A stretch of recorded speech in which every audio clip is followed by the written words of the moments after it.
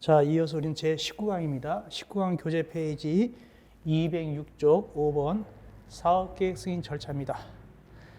다만 들어가기 전에 간단히 보겠습니다.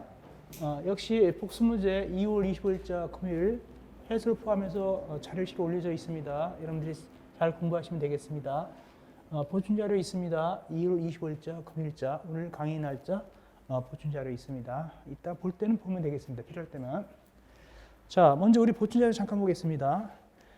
지나간 거지만은 최근에 기준돼서 말씀드리는 겁니다. 먼저 27쪽 보니까 보충 자료 2월 25일자죠. 27쪽은 중요한 건 아닌데 거기 공동택 내용 중에서 27쪽 제일 밑에 공동택 내용 중에서 이제 원명택 이런 말이 보이죠. 이제 뭐로 고쳐야 되겠습니까? 소형택으로 고친다. 2월 10일자로 소형택 이렇게 고치면 되겠습니다. 그렇게 별건 아니죠. 중요한 건 아니고. 그 대신 이제 121쪽에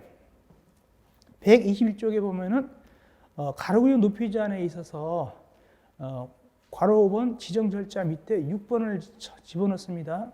즉 가로구역 높이 완화 중첩 적용.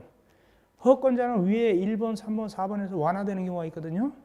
이때 완화되는 데 있어서 1조, 통풍 등 주변 환경 및 도시 미관에 영향이 크지 않다. 그럴 때는 거듭해서 그래서 건축에 심의 거쳐가지고 2번 및 다른 법률에 따른 가로구역 높이 완화에 관한 규정을 중첩해서 또 완화할 수도 있다. 그렇게 하시면 되겠습니다. 그런 내용이 서로 들어가면 되겠습니다. 자, 이제 우리는 이제 공부하면 되겠네요. 공부하면 되겠습니다. 자, 공부 들어갑니다. 자, 5번 사업계획 승인 절차. 우리가 전 시간은 뭐 배웠습니까? 사업계획 승인 대상, 그 다음에 사업계획 승인권자 등등에 대해서 배웠습니다. 이제 절차로 들어갑니다. 첫째, 서류 제출 승인. 사업계획 승인 받으려는 자료는 주로 이제 사업체가 되겠죠. 누구한테 보니까 거기 사업계획 승인권자한테 여러 서류를 첨부해서 제출하면 되겠습니다. 당연하죠. 이때 며칠 내에 응답하느냐를 아시면 되겠네. 260호 가운데 보니까 60일 내에 승인된다는 데들 통보한다. 60일은 외워야 되겠죠? 60일 내에. 그 다음에 이제 승인했을 때는 국토교통부 장관은 그걸 승인했으면 지체 없이 누구한테? 시도지사한테 통보하여야 한다. 자, 갑자기 국토교통부 장관이 등장한다? 원칙에는 사업계획 승인권자가 승인하잖아요. 그런데 예조로 누가 승인할 때가 있다? 국토교통부 장관도 승인할 때가 있다. 몇 가지? 4가지. 그럴 때는 이제 국토교통부 장관이 누구한테 알려준다고요? 시도지사에게 그 사실을 알고 있을 거라고 통보하게 됩니다. 다음, 괄호 2번. 기금수탁자 통지. 요 기금수탁자는 뭐냐면은 주택도시기금을 취급하는 은행입니다. 자기 돈은 아닌데 대신 취급해요. 그러면 그래서 이제 그 사업체가 돈 빌리러 가려면 주택도시기금 융자받으려면 어디로 갈까요? 은행 가야 되겠죠. 이게 거기 기금수탁자입니다. 기금수탁자가 은행입니다. 가가지고 제가 아파트 짓는데 얼마 좀 빌려서 이렇게 한단 말이에요. 주택도시기금을 옛날 말로 국민주택기금을. 그렇기 때문에 사업계획 승인권자가 승인했으면은 누구한테 거기 융자 취급하는 기금수탁자한테 통지합니다. 즉 변경 승인했을 때. 그러니까 이런 거예요. 옛날에 사업체가 은행에 가서 500세대 진다고 돈을 융자 받았어요. 근데 이제 사업계획 승인권자가 승인 과정에서 변경 승인해 줬어요. 300세대로. 그럼 200세대만큼 더 융자 받은 거죠? 그 은행에다 알려주는 거예요. 이거 500이 아니라 300이야 하면 돈 200세대만큼 다시 회수해야 되겠죠. 이렇게 은행한테 즉 기금수탁자한테 통계된다 그 뜻입니다. 세 번째 동의서 첨부는 뭐냐면은 A라는 사업체가 하다가 B라는 사업체한테 넘겼어요. A라는 사업체가 짓다가 또 추진하다가 B라는 사업체한테 넘겼다. 근데 A라는 사업체가 신용이 더 좋았어요. 신용이 더 좋았는데 근데 B라는 사업체는 신용이 좀 약해요. 근데 변경 승인이 들어왔거든요. 사업계획 승인. 그래서 이제 거기 사업계획 승인권자가 변경 승인서를 해주려 보니까 A로부터 B로 변경되는 거구나. 근데 내가 볼 텐데 근데 이게 B가 이게 별로 신용도 안 좋은데 융자 받은 거 있는데 융자를 B가 이제 인수 받아야 되겠죠. 채무 인수. 그렇기 때문에 이 사업계획 승인권자가 너 B로 변경됐지?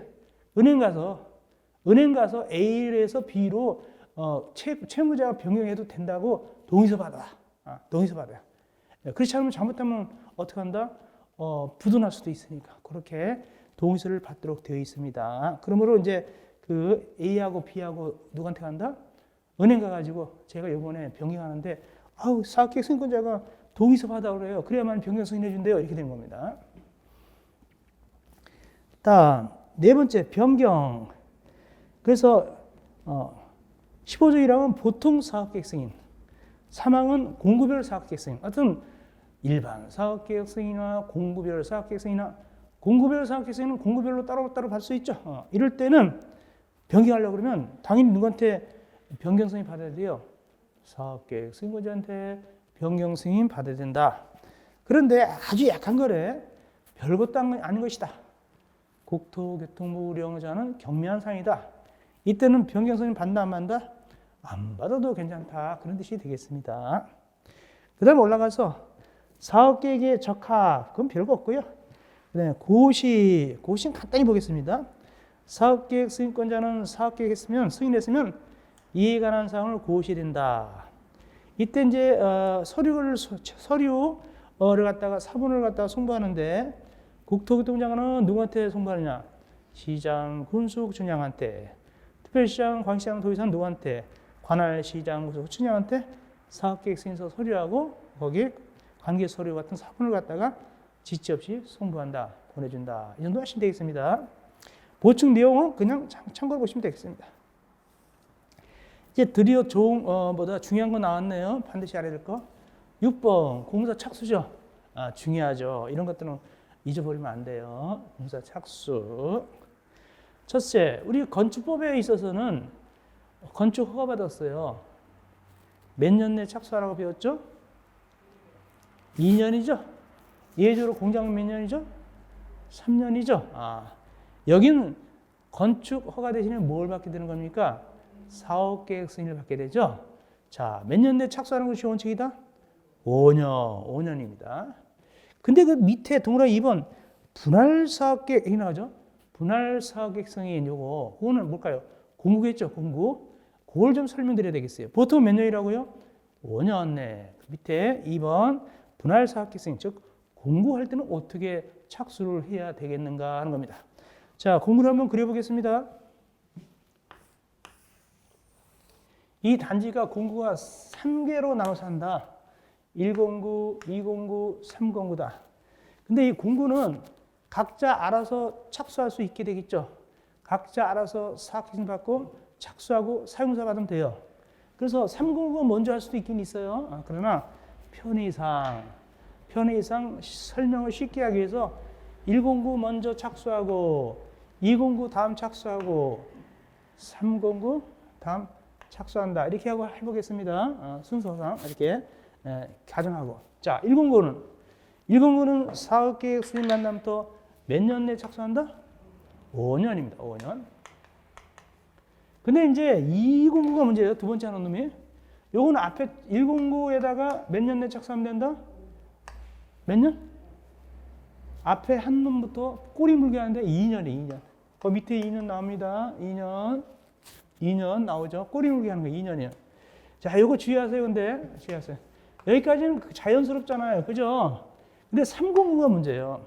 3공구는 2공구 한다부터 2년이냐 아니면 1공구 한다부터 2년이냐 이걸 결정지어야 돼요. 거기 잘 읽어보면은 앞에는 꼬리 한다부터 2년이다. 제일 선두부터 2년이다. 선두죠. 그렇습니다. 이것도 3공구는 1공구 플러스 2년입니다. 이해하셨죠? 그러니까 결국에는 이게 뭐다? 여기 2공구 플러스 2년이 아니에요. 제일 앞에 거에다가 2년 되는 거예요. 그렇게 되는 겁니다. 그 다음에 이제 또 알 것은 뭐냐면, 전 그 규정을 제가 종합해서 말씀드리면 쉽게 얘기하면은 연장될 수도 있어요. 어떻게 연장되는지 바로 밑에 나올 텐데 1년까지 연장할 수 있거든요. 나중에 나오는데 1년까지 연장하는데 그 연장은 1년까지 연장합니다. 5년짜리만 1년까지 연장해요. 5년짜리만 몇 년까지? 1년까지 연장한다. 근데 이 1년의 의미는 좀 이따가 얘기할 거예요. 이 1년의 의미는 뭐냐? 어쨌거나 5년짜리는 1년 연장이다. 1년 의미는 이따가 얘기할 것이고 1년 연장할 수 있는데 그러면 2년짜리는 요거 연장된다 안 된다? 안 돼요. 그렇게 하세요. 5년짜리만 1년 범위 연장되는 것이고 2년짜리는 연장이 없다.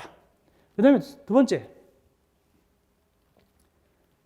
얘기합시다. 뭐냐면 건축법에서 그 착수 기간 있잖아요. 2년, 3년. 그걸 안 지키면 건축법에서는 취소할 수 있다. 이렇게 합니까?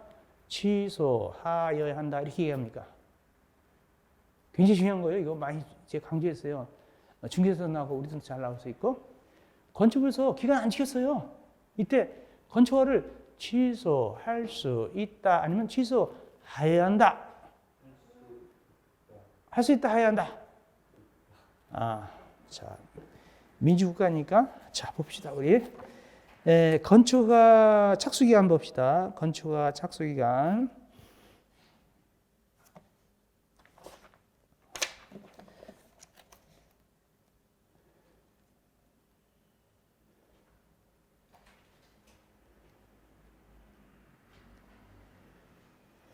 (54쪽) 가운데 5번 건축허가의 취소 해놓고 제가 강조했기 때문에 적혀 있을 거예요. 취소할 수 있다. 하여야 한다. 이게 특징이에요. 그런데 다시 와서 우리 이제 207쪽 다시 왔어요. 207쪽 왔는데 이따 보면 알겠지만 이 기간을 지키지 아니하면 여기는 취소할 수 있다. 취소할 수 있다고 합니다. 여기는 주택법은 취소할 수 있다. 건축법은 취소하여야 한다. 이따 나올 거예요. 그렇게 하시면 됩니다. 다음 착신고. 이제 착수했습니다라고 신고하죠. 누구한테 신고할까요? 사업계획 승인권자한테 신고하겠죠. 누가? 사업자가 하겠죠. 그러면 이제 신고가 수리됐어 안 됐어 궁금하잖아요. 넘어가서 이때 며칠 내 수리됐다 안 됐다를 갖다가 알려줍니까? 20일 내 수리됐다 안 됐다를 알려주게 됩니다. 그 다음에 뭐가 등장합니까? 4번 연장이 등장하죠. 그러면 연장은 아까 얘기한 대로 5년짜리를 연상한다, 2년짜리를 연상한다, 5년짜리를 연상한다. 근데 주역에서는 1년 연장한다고 그랬죠. 근데 그 1년의 의미가 뭐냐면 단순히 1년이 아니라 거기 보면은 그 사유가 없어진 날부터 1년입니다. 그 사유가 없어진 날부터 1년 범위까지 연장한다. 그게 무엇인가? 그것이 무엇인가 하면 거기 연장 사유가 모두 몇 가지가 나열되어 있습니까? 박스 안에 6개가 있죠. 그래서 시험지에 나온 적은 없고 그래도 좀 반응은 좋겠지만 나온 적 없습니다. 1번 예를 들게요. 1번을. 그래서 이제 아파트 지려고 땅을 파니까 거기서 구석기유물이 나왔다. 그러면 그 구석기유물을 갖다 그냥 내팽개칩니까? 아니면 잘 이렇게 해야 됩니까? 수술해야 됩니까? 수술해야 되겠죠. 그리고 추수리 기간까지 포함해서 1년 연장입니다. 그거 다 추수리고 1년 연장한다. 다 추수리고 1년 범위 연장한다. 그런 의미입니다. 이해하셨죠? 오케이. 다음 밑에 7번 사업계획서인 취소 나왔죠 이제? 취소 나왔습니다. 그러면 여기서 취소해서 일단 가장 전제가 뭐냐면 취소하여야 한다. 취소할 수 있다. 취소할 수 있다 아니겠습니까? 할 수 있다고. 그런데 이때 기간 안 지킬 때 취소하는 건 동그라 1번입니다. 동그라 1번은 뭐냐면 5년짜리만 취소하고 2년짜리 안 한다. 그런 얘기예요. 꼭 가로 열고 분할할 때 공고는 제한다 돼 있잖아요. 그죠? 분할해서 할 때 최초 나머지는 제한다. 나머지가 2년짜리거든요. 그래서 동그라 1번은 5년짜리 안 지켰을 때 취소할 수 있고 2년짜리는 취소와 상관이 없는 거예요. 그렇게 이해하시는 거예요. 동그라 1번. 그런데 취소 사유가 또 있어요, 없어요? 또 있죠. 2개 더 있죠. 하나는 뭡니까? 원래 사업계획 승인 받을 때는 자기네 땅이었는데 이제 그 착수하려고 하다가 착수하려고 했는데 하기도 전에 빚쟁이들이 와가지고 경매 공매로 넘겨가지고 땅이 날아가 버렸어요. 이때 취소할 수 있고, 세 번째, 그 회사가 뭔가를 잘못 투자해가지고 완전히 부도났어요. 그러면 공사 못하겠죠. 이럴 때도 취소할 수 있는데, 그런데 2번, 3번은 동그라미 2번, 3번은 취소 안 해도 되는 경우가 있어요. 동그라미 2번, 3번은 취소 안 해도 되는 경우가 있다. 왜 그러냐? 다시 본문. 다시 그 본 보면은 주택도시기금법에서 분양보증이 됐다. 다시 거기 그냥 거기 조그만 것이 그냥 분양보증이 됐다. 거기에 취소 바로 그 문장 취소하신 경우에 조그만 것이 요즘은 아파트 질 때 다 분양보증해요. 그렇기 때문에 2번, 3번 경우라 하더라도 취소 안 하는 경우도 있단 말이에요. 취소를 봐주니까 그 말이 어떻게 되냐면은 제외한다. 괄호 열고 분양보증이 된 사업은 제외한다. 취소 안 한다는 뜻이죠. 그런 뜻입니다. 2번, 3번일 때. 그 다음에 취소 변경 승인. 취소 변경 승인입니다. 그래서 원래는 취소해야 되는데 사업체가 앞으로 이렇게 잘 해보겠습니다 라고 서류를 냈어요. 그러면 딱 봐가지고 그래? 그럴 때는 그 서류 같은 걸 보고 타당성을 심사한 다음에 취소 여부를 결정해야 돼요. 막 취소하면 안 되고. 그 다음에 두 번째는 뭐냐면은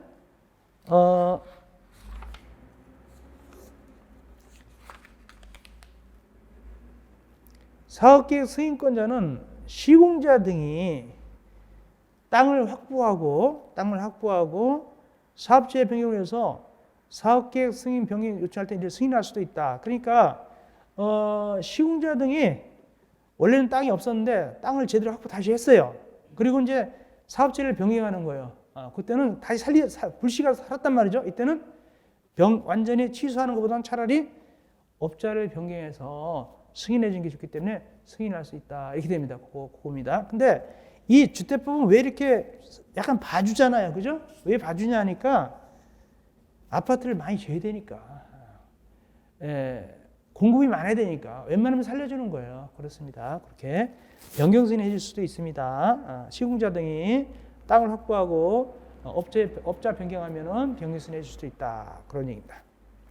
네, 8번. 기반시설의 기부 체납. 이건 뭔 소리인가? 기부 체납. 이것은 뭔 소리인가를 설명드리겠습니다. 자, 사업계획 승인권자가 갑입니까? 사업 주체가 갑입니까? 누가 갑질합니까? 사업계획 승인권자가 갑이죠. 그래서 의리 사업체가 사업계획 승인권자 가서 안녕하세요. 제가 이 지구에 2,000세대 아파트 지려고 그러거든요. 잘 부탁합니다. 그랬어요. 그러더니 사업계획 승인권자가 무릎을 탁 치면서 잘 오셨습니다. 그렇지 않아도 우리 그 지방자치단체가 주차장이 좀 모자르거든요. 그러니까 저기 20km 떨어진다가 공영주차장 하나 만들어 주시겠어요? 이렇게 과도하게 요구하면 된다 안 된다? 안 된다. 그런 것도 시험지에 나온 적이 있어요. 그런 것도 동그라미 1번이죠? 그런 것도 시험지에 나온 적이 있습니다. 그 다음에 거기 나머지는 별거 없어요. 내려갑시다. 9번 갑시다. 사업계획의 통합심의 등 아직도 한 문제도 나온 적은 없어요. 그렇지만 그래도 심화 강의니까 설명드릴게요. 제가 강의하다 중요하면 중요합니다라고 얘기합니다. 이건 나온 적이 없지만 그래서 잠깐 보겠습니다. 이게 사업계획 승인권자가 심의 검토할 때 이거 하고 저거 하면 안 되고 묶어서 통합해서 심의 검토할 수 있다. 무엇을 묶느냐? 거기 도시계획, 건축, 교통 이런 걸 갖다 묶어가지고 한꺼번에 검토 심의하면 효과적이잖아요. 그죠? 그렇게 할 수 있습니다. 구체적으로 어떤 걸 심의하느냐? 밑에 박스. 그건 이거만 보세요. 그걸 어떻게 외우라고 그러겠습니까? 밑에 이거만 보시고 넘어갑시다. 공동위원회. 210조 위에 공동위원회입니다. 공동위원회는 두 부류가 모여서 위원회를 구성합니다. 하나는 위원, 위원장 추천받은 위원하고 또 하나는 누굴까요? 공무원. 위원장 추천받은 위원들과 소속 공무원이 뭉쳐서 공동위원회를 만들어서 통합심의하는 거예요. 그렇게 됩니다. 근데 그 위원회들이 어떤 것들이 있냐 하니까 여러 되게 많죠. 위원회가 많는데 특이한 것만 말씀드리겠습니다. 기업, 중앙건축위원회, 국토교통부에 드는 거죠. 지방건축위원회, 시도나 시공구에 드는 거죠. 그런데 이 건축위원회는 중앙도 있고 지방도 있잖아요. 그런데 니은 도시계획위원회, 도시계획위원회는 잘 보세요. 여기 중앙도시계획위원회 있어요, 없어요? 없어요. 그래요. 중앙도시계획위원회가 없다는 것이 특징이고 대신 누구만 있다? 시도에들은 지방도시계획위원회만 있어요. 중앙은 없고요. 도시계획위원회는 그것이 특징입니다. 나머지는 보시면 되겠습니다. 그 다음에 이제 공동위원회 구성 210쪽 제일 밑에 구성입니다. 위원회는 위원장, 부위원장 한 명씩 포함해서 25명 이하, 30명 이하로 구성합니다. 위원장은 누가 되느냐? 위원장은 위원들이 서로 간에 정합니다. 호선. 이거 형님이 아시죠? 이런 식으로 호선합니다. 위원장은 누가 정해주는 게 아닙니다. 호선한다. 지네들끼리 정한다. 근데 부위원장은 지명합니다. 디귿. 부위원장은 누가 지명합니까? 위원장이 누구 중에서? 공무원 중에서. 위원장이 공무원 중에서 지명합니다. 그 다음에 릴. 위에 있는 위원은 각각 몇 명 이상이 꼭 들어야 된다? 5명 이상씩 들어가야 돼요. 아까 위에 중앙건축위원회, 지방건축위원회 해서 거기 5명 이상 들어가고 지방도시위원회 5명 이런 식으로 5명 이상씩 들어가는 뜻입니다. 그렇게 들어가면 되겠습니다. 올라가서 회의를 엽니다. 며칠 전에 오세요 하고 엽니까? 7일 전. 그 다음에 의결합니다. 제적위원 가반 출석위원 가반 찬성은 되겠죠? 우리가 국회 일반 법률안 의결 요건 이것도 똑같아요. 국회에서 법률안 의결할 때도 똑같습니다. 요렇게 하면 되고, 그 정도 보시면 됩니다. 이어서 10번 다른 법률에 따른 인허가 등의 의제 등 사업계획 승인 받으면 우리가 건축허가 받아도 23가지인가가 의제됐어요. 건축허가 등 같은 거 받으면 23가지 같은 게 의제가 됐거든요. 그때 관계행정기관장과 협의를 했었어요. 이때 관계행정기관장은 건축법서 며칠 내에 의견을 줬었어야 했었을까요? 기억이 날지 모르겠어요. 잘 안 날 수도 있어요. 그죠? 봅시다. 우리 건축 허가할 때 의제에서 며칠 내에 의견 줬는가? 며칠 내에 의견 주자면 54쪽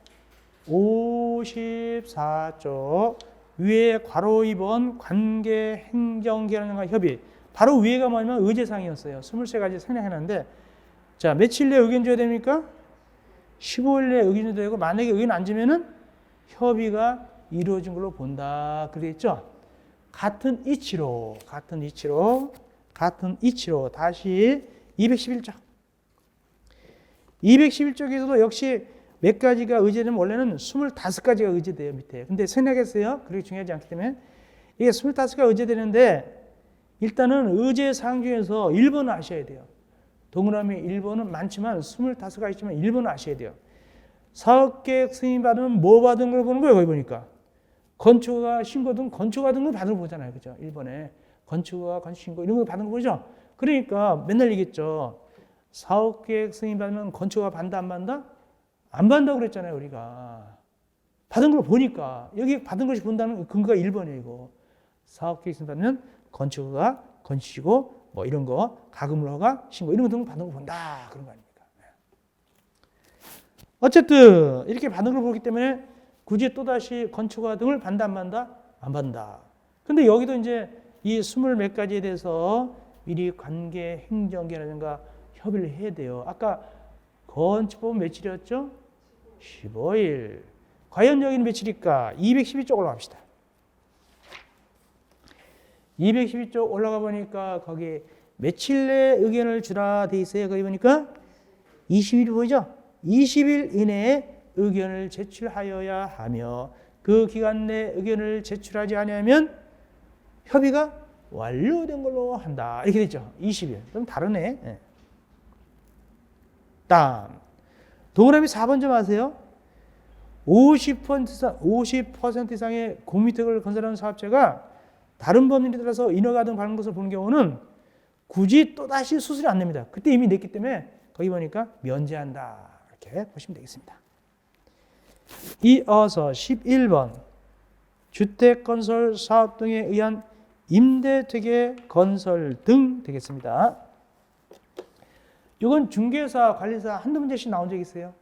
요거는 중개사, 관리사 한두 문제씩 나온 적 있습니다. 봐드리겠습니다. 주택건설 사업 등에 의한 임대택의 건설 등 봐드립니다. 먼저 그림부터 봐야 되겠습니다. 그림. 그림을 보니까 그림입니다. 이렇게 그림이 나옵니다. 그러면 이 그림 뭘 상징하는 겁니까? 복합 건물이죠? 복합 건물입니다. 보통 여기 밑에는 뭐가 있죠? 상가나 오피스텔이 있겠죠? 보통 상가 있다 치고 상가 있고 여기 뭐가 있고? 주택이 되겠죠? 근데 보통은 이 주택이 단독택일까요? 공동택일까요? 공동택이죠? 이때 이 공동택에 몇 세대 이상 들어있어야 되냐면 거기 박스 안에 가운 박스 안에 보면 동그라미 1번입니다. 법 15조 1항에 따른 호수 이상 이게 뭐냐면 사업계획 승인입니다. 사업계획 승인 보통 몇 세대 이상이죠? 30세대 이상이죠. 예외적으로 50세대죠. 하여튼 그거예요. 최소한도 30세대 이상. 이게 여기 들어간다는 뜻이에요. 예로 50세대 이상 들어가는 경우도 있죠. 예외적으로 사업계획 승인할 때. 자, 이럴 때 이 사업 주체가 여기 누구라 표현합니까? 사업 주체가. 다만 누구는 빠지고 리모델링자는 빠지고 미안하지만 리모델링 빠져. 그죠? 리모델링 빠지고 이 사업체가 이걸 짓는데 말이죠. 복합건물 짓는데 무엇을 섞어서 짓냐면 이렇게 이게 뭐냐면 임대택이에요. 임대택입니다. 임대택을 섞어서 짓는단 말이죠. 그러면 이 사업계획 승인권자 등 관계기관에서는 어이구 너 참 기특하다. 임대택을 짓는다는 것은 서민들 위한 거 아닙니까? 그래서 너 그러면 보너스 줄게. 어떤 보너스를 줄 겁니까? 하고 물어보니까 너 원래 법상 용적률이 이만큼 주는 거지? 이 지역이 용적률이 이만큼이지? 근데 이번에 너 임대택 지니까 이만큼 용적률을 갖다가 올려줄게. 이렇게 되는 거예요. 그러면 이 올려준 거 이거 왜 올려준 겁니까? 임대주택 진단이 올려줬죠? 그럼 이거 다 100% 올려준 거 다 임대주택 줘야 돼요? 아니야. 일부만 줘도 돼. 나머지 분양주택 줘서 돈 벌어먹어. 합니다. 얼마까지면 지면 되는데요. 그러니까 거기 봅시다. 일단 먼저 봅시다. 얼마까지면 되냐면 밑에 212점 밑에 임대주택 공급 비율에서 60% 이하 범위에서 대통령령으로 정하는데 구체적으로 얼마 이상 얼마 이하입니까? 30% 이상 60% 이하를 갖다가 임대택 치는 거예요. 요 올려준 걸 100% 준다. 요것만 지면 된다? 요것만 지면 돼요. 그럼 나머지는 분양택도 지어서 또 돈 벌 수가 있잖아요. 올라간 거. 그죠? 이해하셨어요? 임대택 지면 꼭 임대택 짓는 것만큼 올려준 것이 아니라 일단 올려주고 그중 일부만 임대택 지면 되고 나머지는 분양택 지어서 돈 벌으면 된단 말이죠. 그 뜻입니다. 그런데 요거 주의할 것은 이 사업자가 A라는 사업자가 여기 이제 임대택 짓겠죠? 지을 때 A라는 사업자가 미리 정해가지고 요 임대택은 여기 7층에다 임대택을 다 몰아짓자 이런 식으로는 안 돼요.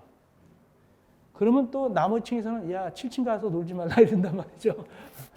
그러니까 어디가 될지 몰라요. 그러니까 추첨하는 거예요. 추첨. 전체를 대해서 추첨해서 이렇게 정해줘요. 그래서 이래서 명단 나왔어요. 701호, 302호, 403호 이런 식으로 명단이 나옵니다. 이 호수가 나오고 추첨은 나와요. 그 추첨 나오면은 그래서 뭐 401호 당첨, 503호 당첨, 703호 당첨 이렇게 쭉 임대택 나올 거 아닙니까? 이걸 갖다가 이 임대택을 A가 지었잖아요. A가 임대하는 게 아니에요. 이 임대택을 A가 임대하는 것이 아니라 공공기관에 넘겨요.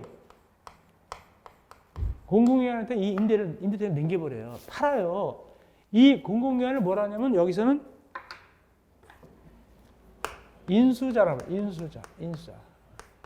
인수한테 넘겨요. 공공기관 인수한테 넘기는데 그러면 이제 인수자는 이 임대주택을 넘겨받았는데 인수자는 그럼 공공기관입니까? 민간기관입니까? 인수자는 공공기관이죠. 그러니까 민간 임대가 되는 거예요. 공공임대가 되는 거예요. 공공임대가 되는 거예요. 그러면 공공임대는 다른데 민간임대보다 더 비싸야 돼요? 약간 싸야 돼요? 싸야 돼요. 그렇다면 이거 인수받을 때, 살 때 좀 싸게 인수받아야 돼요? 비싸게 인수받아야 돼요? 싸게 인수받아야 되죠. 그럼 얼마나 싸게 인수받느냐? 건물가만 받아요. 건물가만. 건축비. 건축비만 받고 토지는 기부채나 공짜로 줘버려요. 그러면 훨씬 싸게 인수받겠죠. 땅값 안 받았으니까 공공기관이.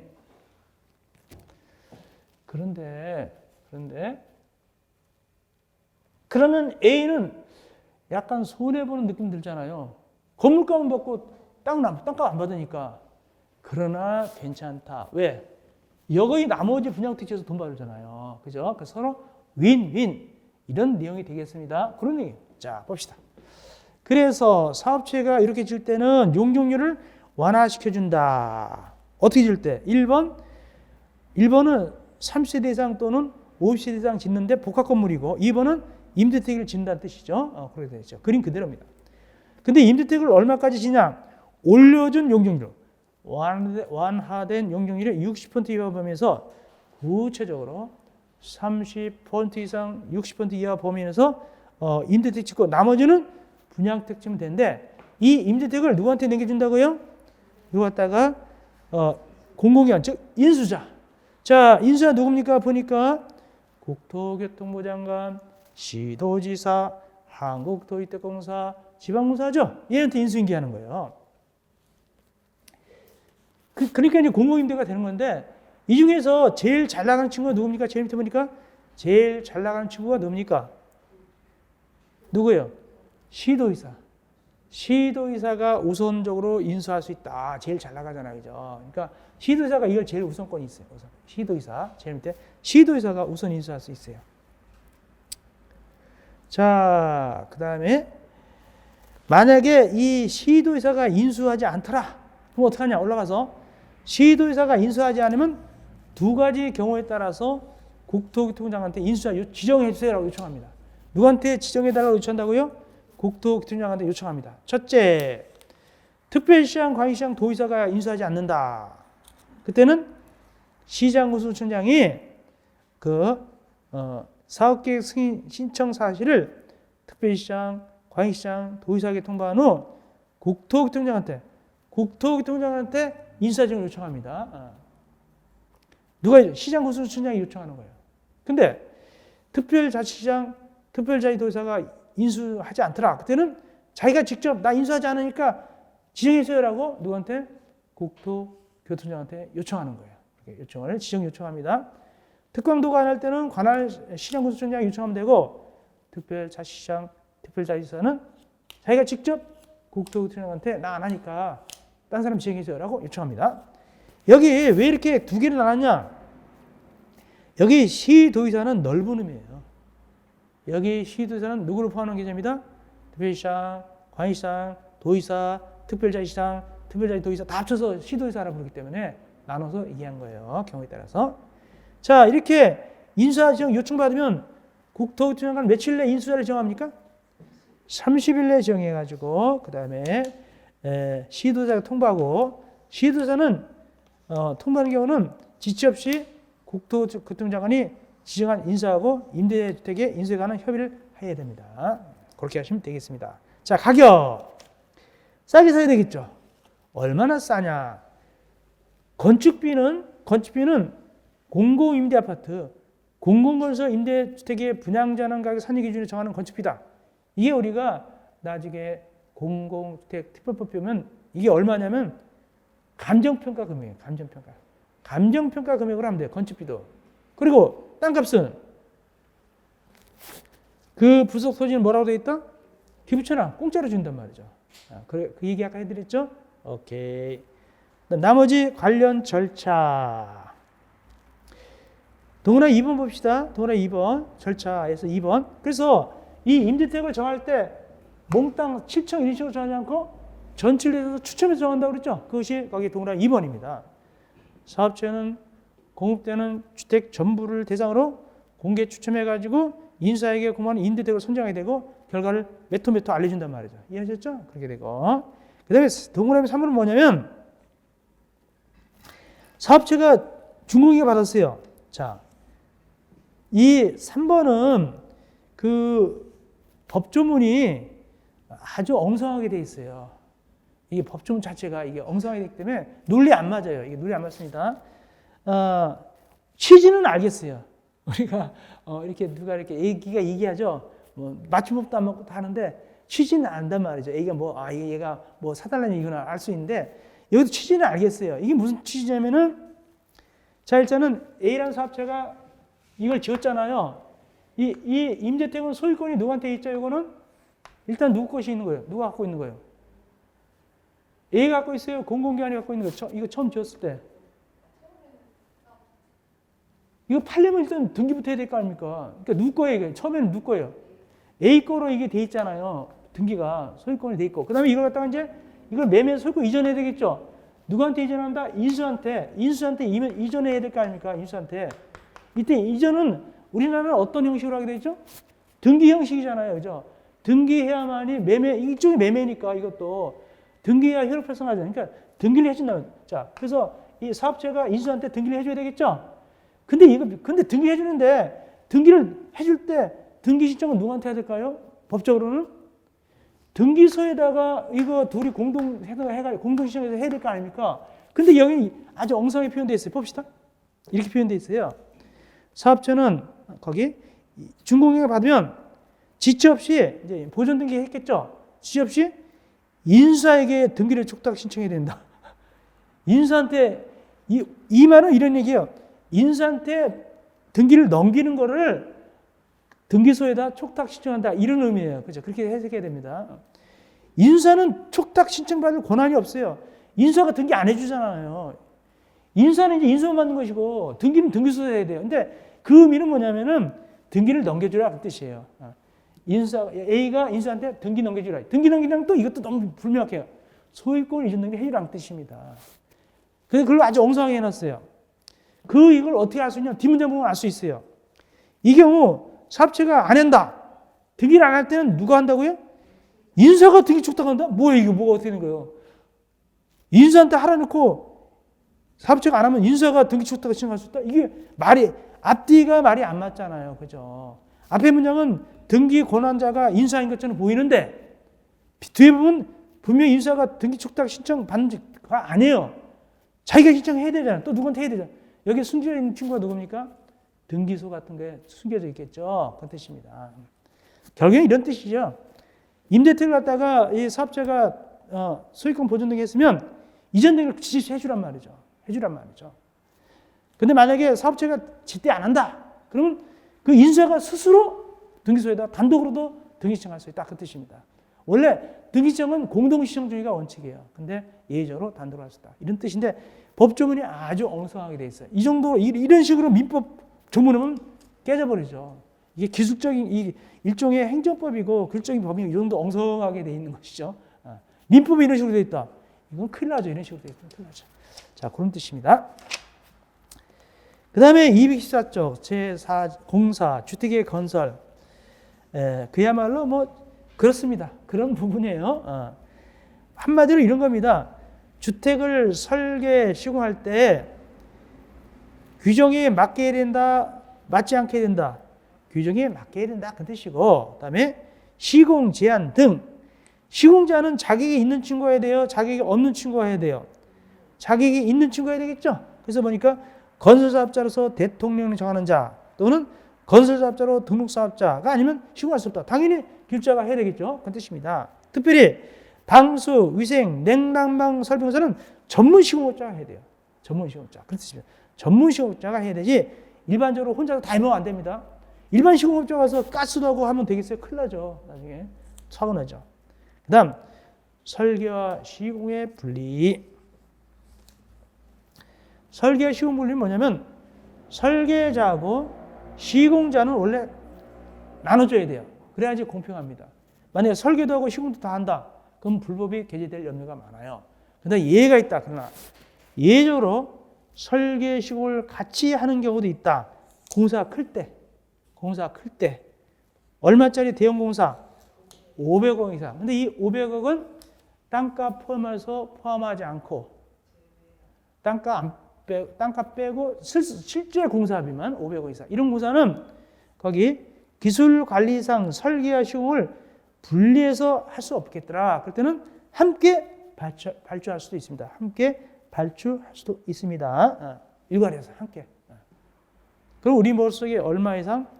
500억 이상 이 정도 남아있으면 되겠습니다. 이어서 215쪽 보니까 거기 주택의 감리 및 사용 검사. 건설공사 감리. 이거 시험 문제 한번 나온 적 있어요. 쉽게 나온 적 있어요. 감리 시험 문제 나온 거. 사용 검사 작년에 나왔어요. 작년에 사용 검사 나왔는데 굉장히 가성비에서 종합 문제를 냈어요. 종합 문제를 깐깐하게 냈어요. 사용 검사. 이 감리는 옛날에 22대 쉽게 나왔어요. 보겠습니다. 감리자 지정부터 보겠습니다. 자, 건축법. 건축법에서는 감리자를 누가 정했을까요? 건축법에서는 감리자를 누가 정해졌다? 원칙적으로 건축주가 정했어요. 원칙적으로 건축주가 정했는데 이 건축주가 정하니까 엉망이더라. 그래서 예외적으로 허가권자가 정하는 경우가 있어요. 원칙은 건축주가 감리자를 정하고 예외적으로 허가권자가 정하는 경우인데 예로 허가권자가 정하는 경우는 어떤 경우냐? 소형 건축물이나 대통령령으로 정하는 주택. 그거는 건축주가 정하는 것이 아니라 허가권자가 정합니다. 근데 여기는 감리자를 누가 정하느냐? 법문을 잘 살펴보고 연구해보면 이렇게 결론이 나와요. 사업계획 승인권자가 감리자를 정합니다. 사업계획 승인권자가 감리자를 정해줍니다. 근데 언제 정하느냐? 두 가지가 있어요. 언제 정하냐? 두 가지. 첫째, 사업계획 승인권자가 사업계획 승인을 해줬을 때 하고 두 번째, 시장 구원수장이 리모델링 허가 내줬을 때 이 두 가지에 대해서 사업계획 승인권자가 감리자 계획을 있는 자를 감리자 정해야 되겠죠. 당연히 정합니다. 2번, 요거 나왔어요. 동그라미 2번. 감리자 누가 되느냐? 요거 쉽게 나왔습니다. 자, 300세대 미만은 일단은 동그라미 2번에서 요거부터 봅시다. 인접한 둘 이상 주택단지는 감리자를 따로 된다. 공동으로 할 수 있다. 공동으로 할 수 있다. 이거 봐야 되고. 두 번째, 기억에서 가로 시공자 계열사를 감리자로 정하면 된다, 안 된다? 안 된다. 이것도 아시기 바랍니다. 기억에 나올 조그만 것이 나오면 되는데 그 다음에 본론. 이게 시험 문제 나왔어요. 300세대를 기준하여 300세대 미만과 300세대 이상을 했는데 미만은 누가 될 수 있냐면 건축사, 사무소, 개설 신고한 자도 감리자가 될 수 있고 등록한 건설 기술 용역 사업자도 감리자가 될 수 있어요. 여기 건설 기술 용역 사업자는 어감이 안 좋아서 그렇지 옛날에는 건축감리 전문회사, 종합감리 전문회사였어요. 이거 명칭이 변경된 겁니다. 그런데 300세대 이상은 누구만 하는 거예요? 건설 기술 용역 사업자만 하는 거예요. 그러면 건축사무소 개설 신고한 자는 여기 이혼을 할 수 있어요? 없어요? 없어요. 그런 취지 나왔어요. 그래서 이렇게 나왔어요. 다음 중 건축사 사무소 개설 신고한 자가 감리자가 될 수 있는 경우를 골라보시오. 쉽게. 동그라미 1번 200세대, 동그라미 3번 300세대, 동그라미 2번 300세대, 3번 400세대 이런 식으로 나왔어요. 다음 몇 번일까요? 200세대. 오늘 문제 있어요. 복수 문제 있어요. 오케이. 이렇게 나온 적 있습니다. 다음, 감리자 정하지 않을 수도 있다. 어떨 경우는 감리자 정하지 않아도 되냐? 첫째, 사업체가 국가 등 내 친구일 때, 는 안 해도 괜찮아요. 감리자 안 합니다. 믿을만 하니까. 두 번째, 대통령령으로 정하는 경우, 대통령 정하는 자인 경우, 대통령령 정하는 자가 누군데? 밑에 박스에 있는 친구들이에요. 읽어보면 돼요. 그냥 거기에. 공동 투자는 부동산 투자회사입니다. 세 번째, 도시공사 할 텐데 이미 무슨 법에 의해서 감리자 정했다? 건축법에서 감리했단 말이죠. 그때 이 법에서 한다 안 한다? 안 한다. 이 세 가지가 예외가 되겠습니다. 넘어가십시다. 그 다음에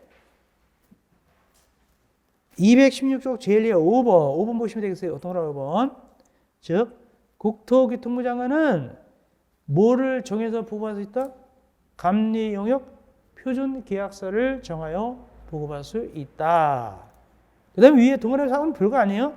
감리자 간의 책임 내용 범위는 일단은 이 주택법에서 할 것이고 정할 것이고 이 주택법에 정하지 않은 것은 사적 자치 원칙에서 뭐로 간다? 당사자 계약으로 정하면 된다. 정한다. 그 뜻입니다. 그거 별건 아니고. 자, 괄호 2번. 감리원, 감리자 업무. 업무는 거기 모두 몇 가지가 있죠? 네 가지가 있죠? 네 가지가 나오죠. 업무는. 먼저 배치부터 합시다. 배치가 뭐 네 가지 지켜야 되죠? 1번은 상주할 것 항상 지키고 있어야 된단 말이죠. 특별히 뭐가 중요하냐면은 어떤 간에 디크 같은 거는 총괄 감리원은 공사 처음 시작부터 끝날 때까지 계속 있어야 되고 공사 분야별 감리원은 만약에 전기공사라면 전기공사만 있으면 되는 거예요. 배양공사가 배양공사 할 때만 있으면 되는 거예요. 그런 얘기고. 특별히 리얼을 좀 봐. 리얼. 아까 공동 감리할 수 있어요, 없어요? 공동 감리할 수 있다고 그랬죠? 근데 주의할 것은 그러니까 A단지 아파트 공사, B단지 아파트 공사 이렇게 공동 감리할 수 있어요. 그렇지만 이 직원, 구체적으로 직원은 양쪽 왔다 갔다 하면 안 돼요. 그 감리 직원을 A를 여기 K를 여기다 배치했다. 여기만 해야 돼요. B단지 가면 안 돼요. 거기 중복하여 배치하지 아니할 거예요. 헷갈리니까. 이 아파트 저 아파트 갔다 왔다 하면 안 된단 말이죠. 직원은. 그 주관하는 회사는 공동 감리할 수 있지만은 구체적 직원은 왔다 갔다 하면 안 됩니다. 그렇게 되시기 바랍니다. 그 옛날에 그 뭐 어떤 옛날에 어떤 의사가 뭐죠? 왼쪽 다리 자르고 오른쪽 다리 자르고 그런 것도 있었잖아요. 그거 헷갈리니까 이거 헷갈리면 안 됩니다. 자, 됐고요. 그다음에 감리자 업무. 참고로 보시기 바랍니다. 이런 업무들을 하는구나 보시면 됐고요. 그다음에 위에 217쪽 쭉 나오는데 217쪽 나오는데 일단은 뭐가 중요하냐? 동그라미 3번, 4번 중요합니다. 동그라미 3번, 4번 좀 봐드리겠습니다. 동그라미 3번, 4번입니다. 3번. 감리자가 이제 열심히 감리했는데 드디어 위반사항을 적발했어요. 동그라미 3번. 그러면 지체 없이 시공자 및 사업체계 위반사항 시장을 통제하고 그 사유를 갖다가 7일 내 사업계획 승인권자한테 보고 올려요. 아, 이 친구들이 이렇게 잘못했다고 7일 내 보고 올립니다. 감리해가지고. 그러면 4번. 시공자 사업자는 제석에 걸렸나 하고 시정통지 받으면 공사 중지하고 위반사항 시정하고 감리자 확인 또 받아야 돼요. 그런데 이 감리자가 시정통지가 잘못된 시정통지였어요. 왜냐면 분명히 철근 10개 넣었거든요. 근데 7개 넣었다고 보고 올린 거예요. 잘못 보고서 억울하죠. 이때는 즉시 공사를 중지하고 누구한테? 사업계획 승인권자한테 억울하다고 서면으로 이의청할 수 있어요. 그러면 이제 이 사업계획 승인권자가 이걸 갖다가 조사하겠죠. 그러니까 결과를 며칠 내에 내준다? 10일 내에 누구 말이 맞다라고 결과를 해시한다. 그래서 이거 시험지에 나온 적 있어요. 위에 7일, 밑에 10일. 이거 시험지에 나온 적 있어요. 위에 7일, 밑에 10일. 의미를 알겠죠? 이거 시험지 어렵게 나온 적 있습니다. 그 다음에 동그라미 6번. 자, 감리자는 공짜로 일할까요? 돈 받고 일할까요? 돈 받죠. 이 공사 감리를 받을 거 아닙니까? 원래는 누가 누구한테 돈을 줘야 돼요? 사업 주체가 감리자한테 돈 줘야 되겠죠? 근데 이게 직접 주게 되면은 아무래도 이 누가 감리자가 약간 마음이 찔린단 말이죠. 찔리고 이렇게 돈 받기도 좀 어쨌든 함부로 이렇게 지적도 못 하잖아요. 다음 달 돈 받을 난리인데 내일이 돈 받을 날인데 오늘 지적하면 되겠어요? 못 하니까 거기 동그라미 6번 이 감리비를 갖다가 누구한테 맡긴다고 맡겨놓는다고 찾아가끔 사업계 승인권자한테 이체합니다. 그러니까 감리자는 어디서 돈 받아가요? 사업계 승인권자도 받는 거예요. 돈은 어디서 나왔지만 사업체한테 나와요. 그래야만이 좀 공정성 있겠죠? 그런 뜻입니다. 그래서 7번에 보니까 사업계획 승인권자는 예치받은 공사관리를 감시자에게 지급해야 된다. 돈은 그렇게 지급 나가는 거예요. 그렇게 되겠습니다. 예. 그 다음에 8번, 이제 감리자가 잘못한 겁니다. 감리자가 잘못했을 때는 어떻게 하느냐, 거기 주의합니다. 8번입니다. 첫째, 감리자를 교체하거나 아닙니다. 감리자를 교체하고, 감리자를 교체하거나가 아닙니다. 교체하고, 일단 교체하고, 몇 년 범위에서 지정 제한한다? 1년 범위에서 지정 제한한다. 1년 범위에서 지정 제한하는데, 이때 그 안에 보충 1번 감년무 수행 전 발간한 위반사항을 묵인했어요. 몇 번 묵인했어요? 거기 1번 보니까 1번에 묵인했는데 몇 번 묵인하다 걸렸어요? 아무 말도 없죠? 아무 말도 없잖아요. 그러면 한 번이라도 걸리면 그 뜻입니다. 옛날에는 2번인가 그랬어요. 지금 한 번이라도 봐주다 걸리면 그 뜻입니다. 그때 이렇게 되고, 특별히 3번에 돈은 2번입니다. 2번. 아까 그 사업체나 시공자가 억울하다고 사업계획 승권자한테 이의청했잖아요. 근데 그 이의청 해본 거 통지가 왔는데 3번 이상 누가 잘못했다고 통지가 왔다? 감리자가 헛다리 짚었다. 실력도 없다. 그럼 이렇게 한단 말이죠. 교체하고 이렇게 되는 겁니다. 3번 이상. 다음 네 번째. 거기 1개월 이상 감리자를 갖다가 상주시켜야 된다. 공사 현장에 상주 안 했을 때 1개월 이상 이렇게 비었을 때 그렇습니다. 그렇게 하시면 되겠고요. 그 정도 보시면 됩니다. 예. 그 대신 5번에 좀 주의해요. 5번. 5번을 주의하시기 바랍니다. 스스로 감염후 수행 포기서를 받겠다. 당연히 안 하면 되겠죠. 근데 이게 문제가 있어요. 천천히 하겠습니다. 평양감사도 자기 싫으면 안 하는 거예요. 근데 안 하긴 하는데 이 포기했어요. 근데 포기한 의사를 가만히 보니까 사정이 있어요. 포기했다고 너 포기했지? 무조건 제한한 이게 징벌을 하는 게 아니란 말이죠. 포기한 것도 사정을 봐야 돼요. 어떻게 사정을 봐야 되느냐 하니까 올라가 봅시다. 218조 10번. 218조 10번입니다. 218조 10번. 아까 포기했다고 되어 있죠? 포기입니다. 포기했는데 왜 포기했냐면은 기업, 사업체가 부도, 파산 등으로 공사 중이다. 부도 파산해서 포기한 거예요. 이걸 갖다가 야 너 포기했자고 잘라버리면 안 되죠. 두 번째, 1년 이상 착공 지원됐어요. 계속 사람들을 기다리고 앉았는데 1년 동안 안 하는 거예요. 포기할 수도 있죠. 너 1년 동안 너 포기했어? 잘라버리면 안 되죠. 이거 지원하면 안 되죠. 세 번째, 지진이 났어요.